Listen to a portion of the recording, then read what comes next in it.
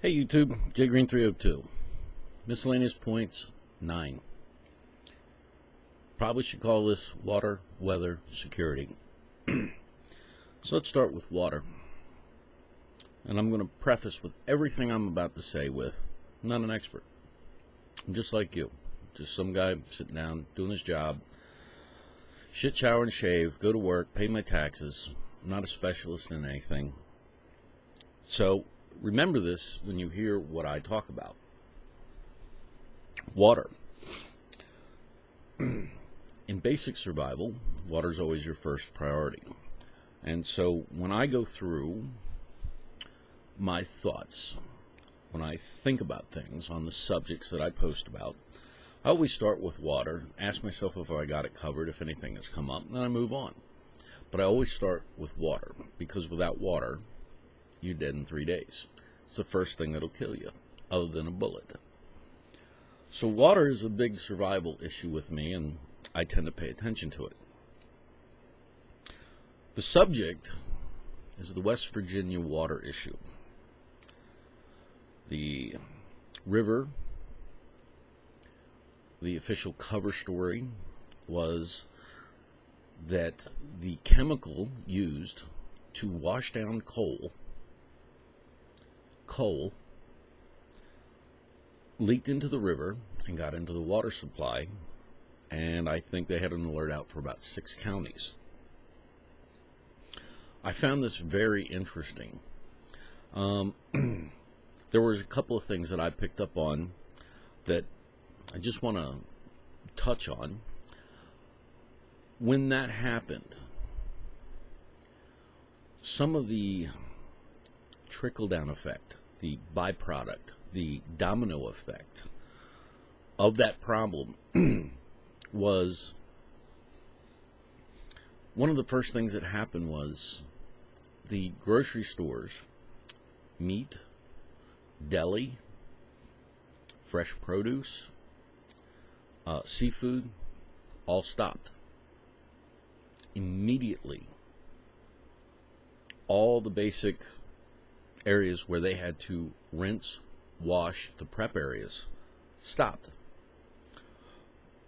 So even if there was a supply of fish, meat, vegetables, and deli goods, they couldn't hand it out to anybody because they could not clean the prep surfaces. They could not, there was no wash capability for cleanliness.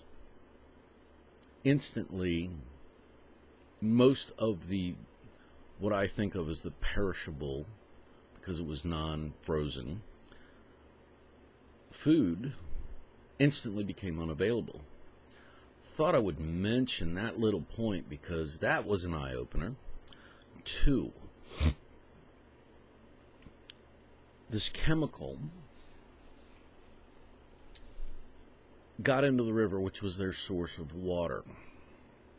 But they also said that if you have ground wells, that you had to take the same precautions. I'm not a geologist. I don't understand. If it gets in the river, it should flow.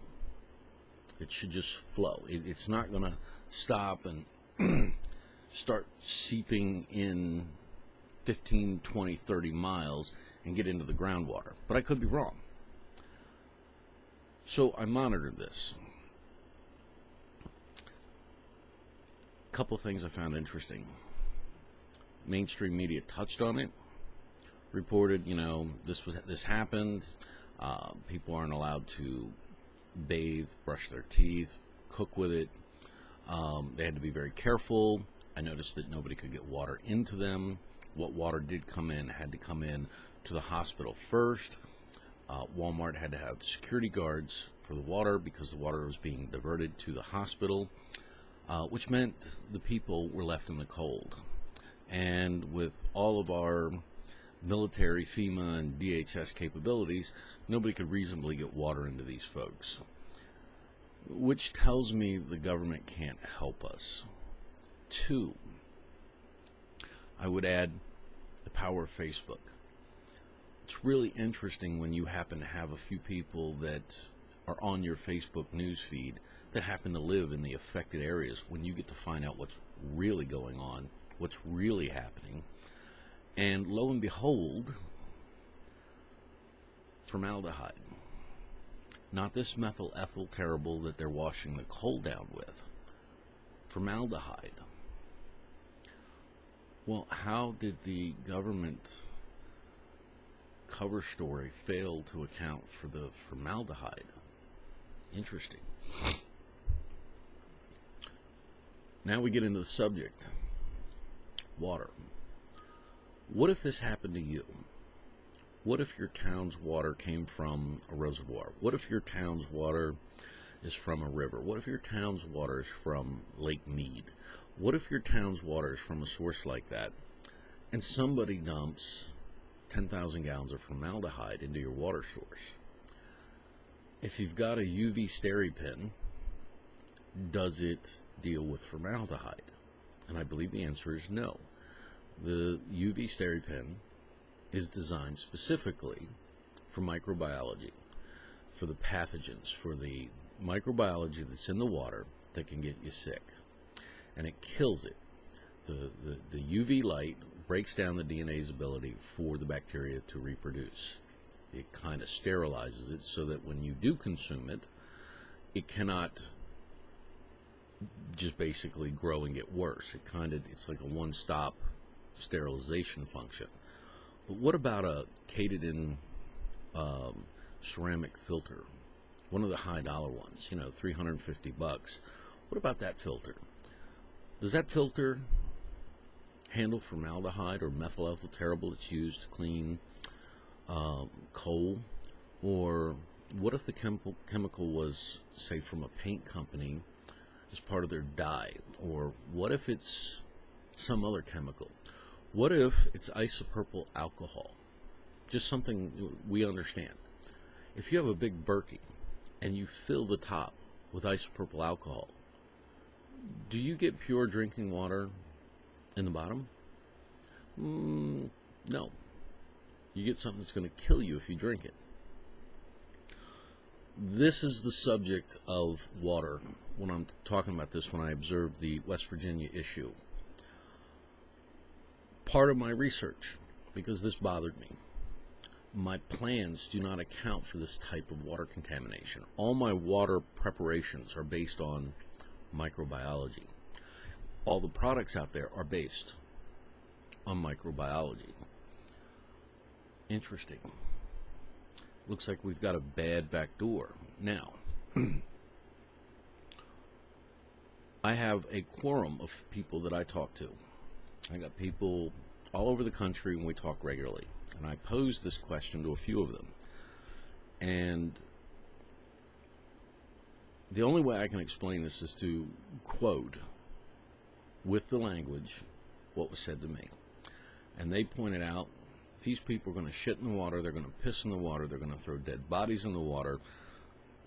Most likely, if things start going bad, every chemical company out there that has to pay to get rid of, these contaminants as a part of their money-making process are probably going to open up taps. And I stopped my thought about that.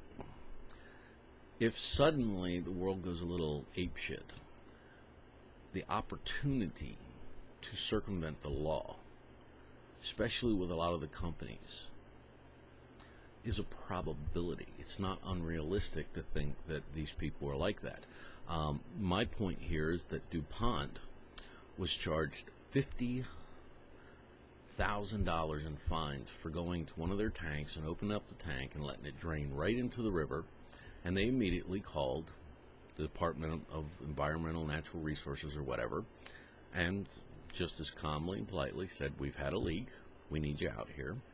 State went out there and started the cleanup process and fined them $50,000. Why? Why would they make that call, and why were they so gracious? Because it would have cost them $250,000 to dispose of it properly. So the fine was cheaper than the disposal cost. So give us the fine, let the state taxpayers clean up the mess. We save $200,000. We're going to open that tap every time.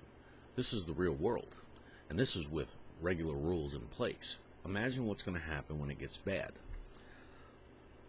I have now laid out my basic thinking. Here's my problem. I have no idea how I could deal with that situation. How would I know that somebody dumped formaldehyde into the lake? There's no way I can monitor the water source to know what some idiot might have done. So I have to rely on my gear. My gear is all based purely on microbiology. But when the world goes apeshit and the rules kind of go out the door, if people are throwing dead bodies in their sewage and some other things into your water source, the only thing that I can think of is being able to find a deep well, apply power, get the pump going, and to pull water from a more pristine source. This is the only thing that I can think of that can solve this problem. Now, if you're on the move, or if things are a little wonky, or you're stuck in your location because of the circumstances, well, now you don't have the options of going out and doing these things. What do? I invite anybody out there that sees this and hears this. I would like to hear what might be some viable solutions, because I've got nothing, and it's bothering me. And I'll leave it at that. Weather. One of the things that I've noticed here recently, here in the Northeast quarter, we've had some pretty cold, wet, snowy, rainy weather. I won't get into the subject of if the internet and TV and all the basic services go down, we have no way of knowing what weather's coming our way, period. We have no clue. I mean, you might go, hey, humidity's increasing, or if you've got a mechanical barometer, you might have some basic idea. But will you know that 18 inches of snow is coming?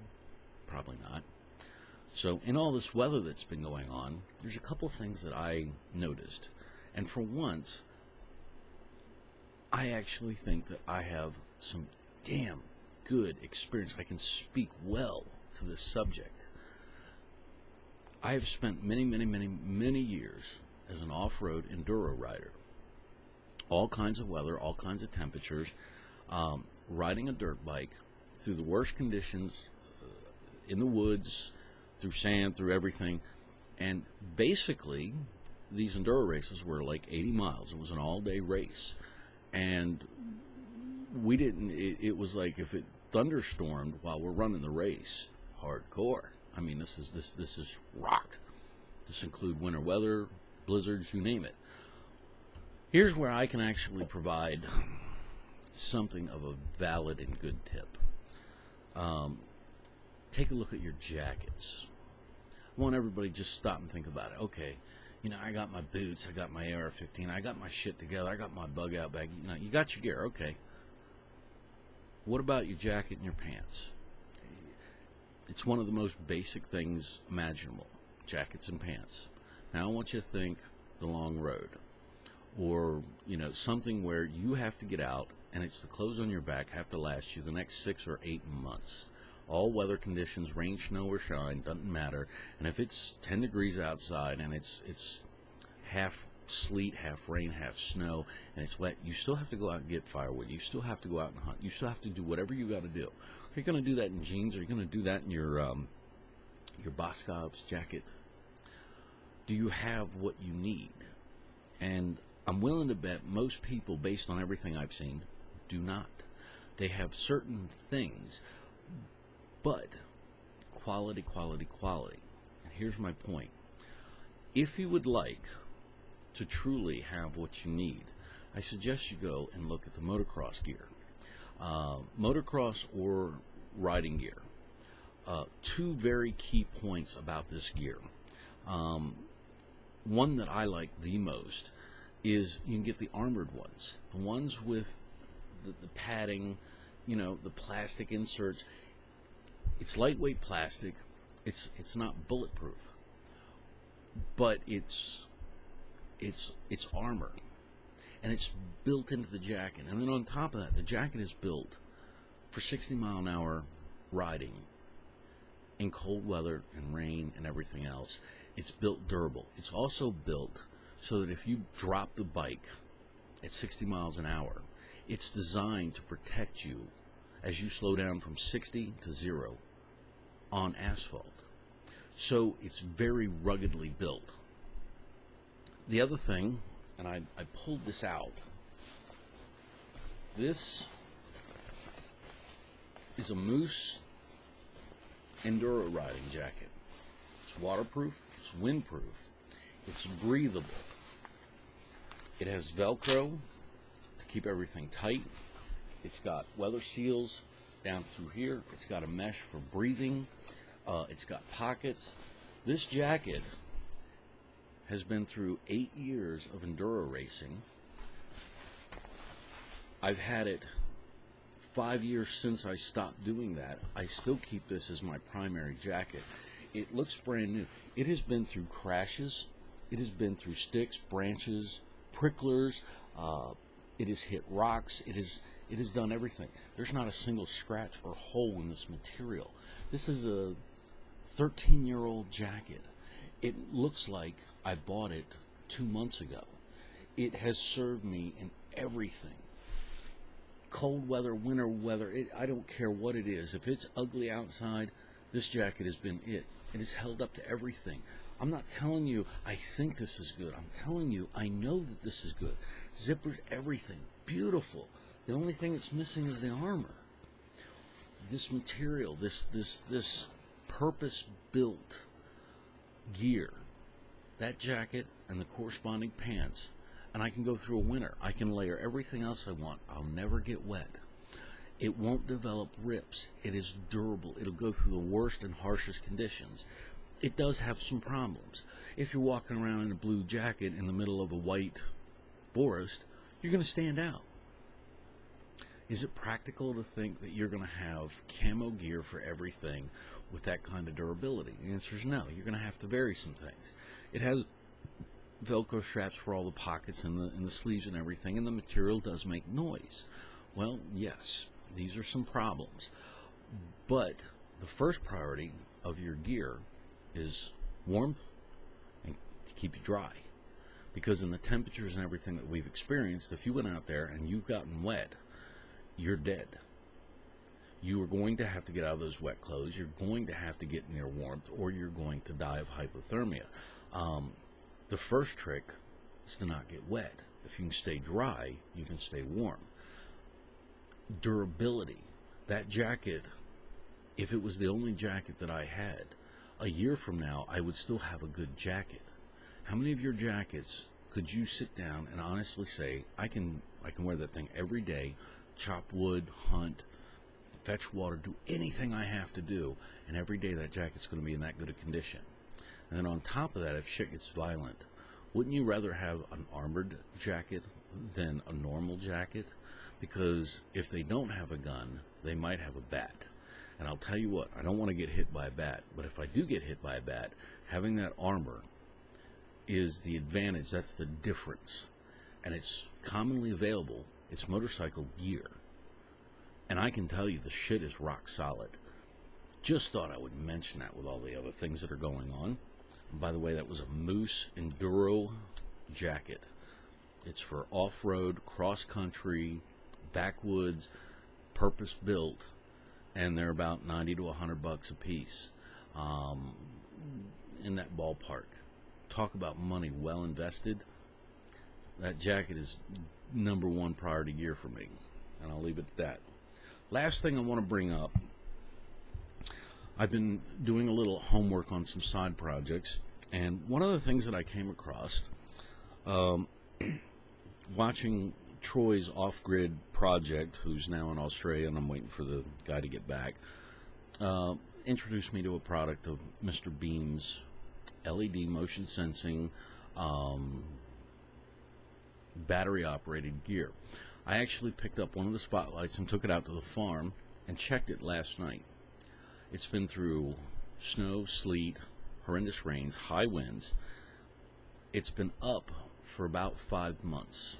We had some lights that went down, and I used it as a test and a solution to the problem with the lighting so that the farm could work. And it's out in the weather. And sure enough, that thing is still working. The light is still bright. It's still in the same set of batteries. The LEDs and the power consumption are exceptional. So what I did is I picked up, I gotta do this, I don't want to get blasted, a set of 4 of these. Now the camera's not going to pick it up, but right above my thumb here is a motion sensing detector. And what I did with these is downstairs, where we have less windows, which is where I have my office, we have a drop ceiling. And downstairs, if you don't turn lights on, it's going to be dark because there's not a lot of windows. And so what I did is I took these and I started setting them up. I set one up above in the bathroom ceiling, just tucked it in, nothing permanent. Stuck one in the middle, stuck one on the stairs, and stuck one in the back where my solar panel gear is lined up. And wanted to just test and see how the motion sensing and everything worked. And what I noticed was that I could open the door to come down the steps in the evening, and I'll have a cup of coffee, or my hands are full with some other stuff, and I'm coming down. I can't reach for the light. And all of a sudden this thing, motion sensing, picks up, blast light all the way down the steps. I can see. In the middle of the night, I can get up and go to the bathroom. They kick on and let me see where I'm going, so I don't kick a vacuum cleaner or something and do the 3 a.m. what the fuck dance. Go to the bathroom, come back, and the lights turn right back off. And I'm thinking, this is just great. You can put these under kitchen gas. And then it dawned on me. These type of things as a security device, not necessarily noise, but light, unexpected light. And if you have these and you place these in strategic areas and the lights are out, it's nighttime, shit hits the fan scenario, somebody's trying to sneak into the house and you're sitting there and all of a sudden a room lights up, it might as well be a gong. Visual or audio makes no difference, the alert. And that alert buys you a couple of seconds to deal with the threat.